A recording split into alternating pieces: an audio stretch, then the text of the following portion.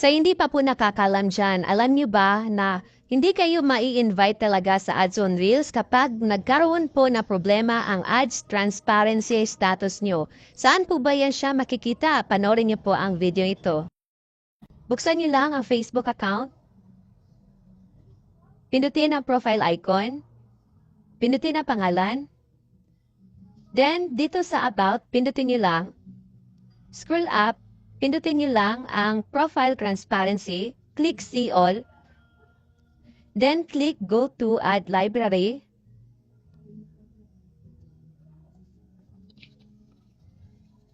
Then dito sa System Status, pindutin niyo lang. Then See Details. So dito guys, kapag may makikita kayong dilaw, ibig sabihin yan may violations kayo. At para maging green po yan, at babalik yan sa green, kailangan nyo balikan ang video nyo at i-delete nyo siya para babalik siya sa green at matanggal yung violations nyo.